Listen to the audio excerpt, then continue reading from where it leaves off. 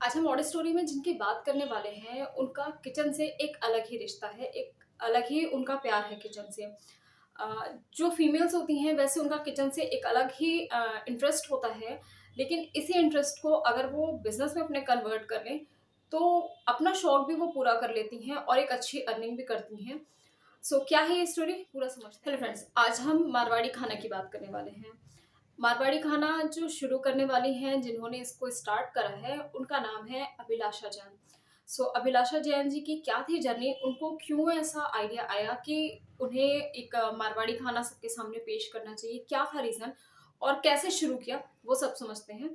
राजस्थान के भीलवाड़ा से बिलॉन्ग करने वाली अभिलाषा जैन, जिन्होंने अपने बचपन में बेसिक पढ़ाइयाँ जो ग्रेजुएशन तक की थी, वो सब उन्होंने अजमेर से किया और भीलवाड़ा उनका अपना होम टाउन था, जहाँ उनकी फैमिली रहती थी।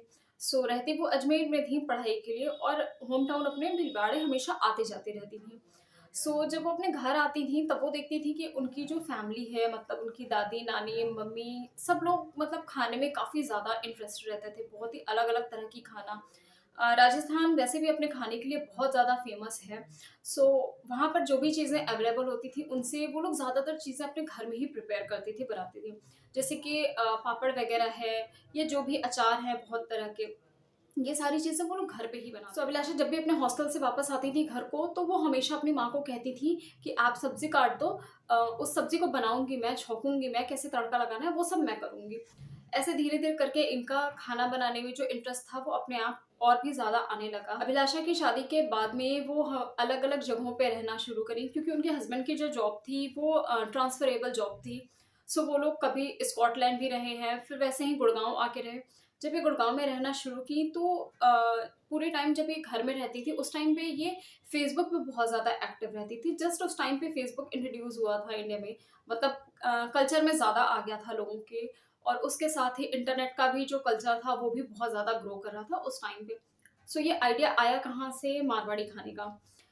एक बार अभिलाषा अपनी फ्रेंड के साथ बैठी हुई थी, फेसबुक स्क्रॉलिंग के ही टाइम पे उन्होंने बहुत सारे पोस्ट देखे थे कि लोग अपने अचार बना के सेल करते हैं, पापड़ बना के सेल करते हैं। ऐसी कोई भी चीज़ें जो घर से लोग बना के और फिर सेल करते हैं।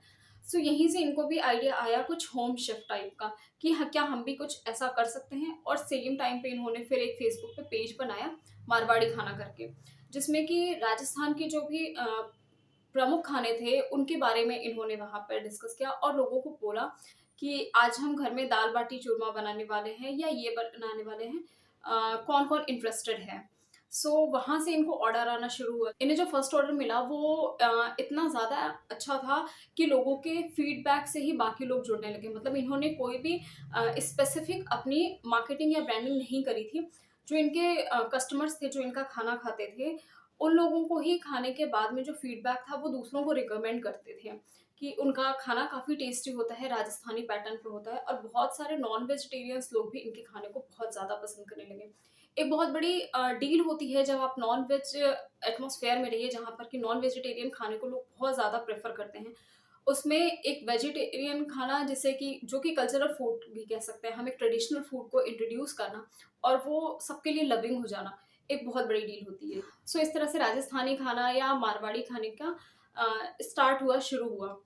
शुरू में ये 1 दिन में 40 से ज़्यादा ऑर्डर नहीं लेती हैं, क्योंकि प्रिपेयर करना उन चीज़ों को और फिर वापस लोगों तक पहुँचाना बहुत मुश्किल होता है।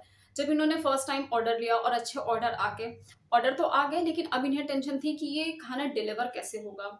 क्योंकि उनकी पैकेजिंग, फिर कौन उन्हें ले जाएगा डिलीवर करने, बहुत सारी चीज़ें होती हैं। धीरे-धीरे इन्होंने इन रूटीन में आ गए ये सारी चीज़ें, और इन सबको सॉर्ट करते हुए, जितनी भी प्रॉब्लम्स आ रही थी, उनको फेस करते हुए और उनसे कैसे डील करना है, उन चीज़ों को समझते हुए ये लाइफ में आगे बढ़ती गई।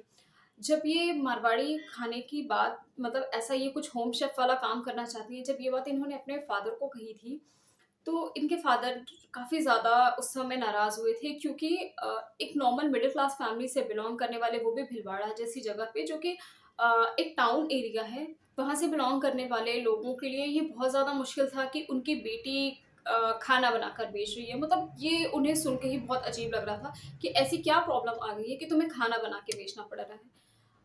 अभिलाषा ने उन्हें समझाया कि पापा, ये मेरा शौक है जिसे कि मैं करना चाहती हूँ, होम शेफ, बड़े शहरों में होम शेफ एक बहुत बड़ी चीज़ होती है, लेकिन उन्हें लगा था कि खाना बनाकर बेचना, ऐसी क्या प्रॉब्लम आ गई। उन्होंने पूछा भी कि कोई फाइनेंशियल प्रॉब्लम है या कोई और इश्यू है, तुम्हें ऐसा क्यों करना हो रहा है? बट अभिलाषा ने उन्हें बताया भी, लेकिन वो उस समय पर ये चीज़ नहीं समझे। अभिलाषा बताती हैं कि करीब 5 से 6 महीने तक इनके फादर इनसे बात भी नहीं किए। ऑल्दो ये अपने फादर से बहुत ज़्यादा अटैच थीं, क्योंकि ये अपने घर में सबसे बड़े सिबलिंग्स में से थी। ये होम शेफ का जो आइडिया था मारवाड़ी खाना का, ये अराउंड जुलाई 2014 में स्टार्ट किया था, और स्टार्ट करने से 5-6 महीने के बाद में ही इन्हें गुड़गाँव में इंडियन फूड फ्रीक में अवार्ड भी इन्हें मिला, बेस्ट होम शेफ का। अभिलाषा जैन करीब 4-5 बार इंडियन फूड फ्रीक में बेस्ट होम शेफ का अवार्ड जीत चुकी हैं। सो जब अभिलाषा को ये अवार्ड मिला, उसके बाद इन्होंने अपने पापा को फिर और भी डिटेल में समझाया, तब इनके पापा को ये चीज़ लगी कि हाँ, ये कुछ नया है, कुछ इनोवेटिव तरीका है, कुछ नई तरीके से काम करना है, ये सिर्फ खाना बना के बेचना ही नहीं है। और आज की डेट में इनके फादर इनको खुद नए-नए आइडियाज़ देते हैं, और इनकी बिज़नेस में इनको हेल्प भी करते हैं कि क्या चीज़ कैसे होना चाहिए, क्या कर सकते हो, क्योंकि वो खुद भी एक बिज़नेसमैन हैं। सो जब पापा इनके इनसे बात नहीं कर रहे थे, उस टाइम पे इनके हस्बैंड ने इन्हें बहुत ज़्यादा सपोर्ट किया कि आप आगे बढ़ो, जो भी आप काम करना चाह रहे हो होम शेफ का। अभिलाषा की एक बेटी भी है जो कि उनको इन चीज़ों में बहुत ज़्यादा एप्रिशिएट करती है। अभिलाषा कहती हैं कि जब आप एक इंडिपेंडेंट वुमन होती हैं, आप मदर होती हैं, और इसके साथ-साथ में जब आपका बच्चा आपको एप्रिशिएट करता है, तो उससे ज़्यादा एप्रिशिएटिंग आपके लिए कुछ भी नहीं होता है, या बच्चा आपकी तारीफ़ करता है। आज की डेट में बच्चों को बहुत ज़्यादा अच्छा लगता है कि उनकी मदर की एक अलग आइडेंटिटी है। सो अभिलाषा ने जब अपना काम स्टार्ट किया था, उस टाइम पे फ़ेसबुक से स्टार्ट किया था, फिर धीरे-धीरे ये व्हाट्सएप पर आ गई, और व्हाट्सएप पे ब्रॉडकास्टिंग के थ्रू ये लोगों को अपना शेयर करने लगी कि आज खाने में क्या है। अभिलाषा बताती हैं कि वो रेगुलर कोई भी पोस्ट नहीं डालती थी, अराउंड वीक में 1 या 2 बार ही वो पोस्ट डालती थी, क्योंकि इन सारी चीज़ों को बनाना इनके लिए प्री प्रिपरेशन की भी बहुत ज़्यादा ज़रूरत पड़ती है। अभिलाषा कहती हैं कि आप धीरे ग्रोथ करो, लेकिन स्थिर करो। मतलब ये नहीं कि आप अचानक से ऊँचाइयों तक पहुँच गए और फिर आप उस चीज़ को मेंटेन नहीं कर पाए। सो इस चीज़ का हमेशा ध्यान रखते हुए अभिलाषा अपने खाने की क्वालिटी पे बहुत ज़्यादा ध्यान रखती हैं कि जो राजस्थानी ट्रेडिशन है वो उसे कभी ना छोड़ें। सो इनके जो खाना है उसमें जो इनका सबसे ज़्यादा फ़ेमस है वो है दाल बाटी चूरमा, मक्के के ढोकले, लपसी, गोंद के लड्डू, बाजरे की खिचड़ी। इसके साथ-साथ में अभिलाषा बताती हैं कि फेस्टिव सीज़न उनके लिए बहुत ज़्यादा हेवी हो जाता है। 40 टू 50 ऑर्डर्स वो पर डे लेती ही हैं। इसके अलावा जो प्री ऑर्डर्स होते हैं फेस्टिव सीज़न में लड्डू वगैरह के, वो अलग होते हैं। ये अपने खाने में क्वालिटी में बिल्कुल भी कॉम्प्रोमाइज़ नहीं करती हैं, इसलिए आपको जो भी नेक्स्ट डे का ऑर्डर है वो आपको प्री ऑर्डर देना होता है 1 दिन पहले। जिससे कि एक क्वांटिटी मेंटेन रहे और एक क्वालिटी भी मेंटेन रहे खाने की। इसके साथ-साथ में इन्होंने बहुत सारी प्रॉब्लम्स भी फेस की साथ-साथ में। जब इनकी बेटी बड़ी हो रही थी, उस टाइम पे अराउंड वो क्लास 9th में थी, तब इन्होंने फ़ील किया कि घर में ही इतना ज़्यादा, क्योंकि वो होम शेफ़ थी और घर में ही खाना प्रिपेयर करके और बाहर को लोगों को डिलीवर कराती थी। सो उन्होंने ये चीज़ रियलाइज़ किया कि जो उनकी बेटी है वो कहीं न कहीं इसमें डिस्टर्ब भी होती है। क्योंकि शेफ़ लोग आते हैं जो भी साथ में खाना प्रिपेयर कराते हैं, साथ में डिलीवरी बॉय, बहुत ज़्यादा वो चीज़ डिस्टर्बिंग होती है। इसके साथ-साथ में जो खाने की खुशबू होती है वो पूरे घर में हर वक़्त बरकरार रहती है। सो ये सारी चीज़ों को देखते हुए इन्होंने पास में ही एक जगह ली, करीब 1000 स्क्वायर फीट में जगह ली, और 20 लाख के इन्वेस्टमेंट के साथ में इन्होंने अपना एक बेस किचन प्रिपेयर किया। इन्होंने किसी भी पुरानी चीज़ों को यूज़ नहीं किया, क्योंकि कुछ लोग प्योर वेजिटेरियन होते हैं, कोई भी ऐसा बर्तन जिसमें कि नॉन-वेज बना हो या फिर ऐसा किचन जिसमें कि नॉन-वेज बना हो, लोग प्रेफ़र नहीं करते हैं। इसलिए इन्हें जगह भी ढूँढने में थोड़ा-सा प्रॉब्लम हुआ कि ऐसा किचन इन्हें चाहिए था जहाँ नॉन-वेज ना बना हो। इसके साथ-साथ में अभिलाषा ने सारे नए बर्न भी लिए, सारे बर्तन नए लिए।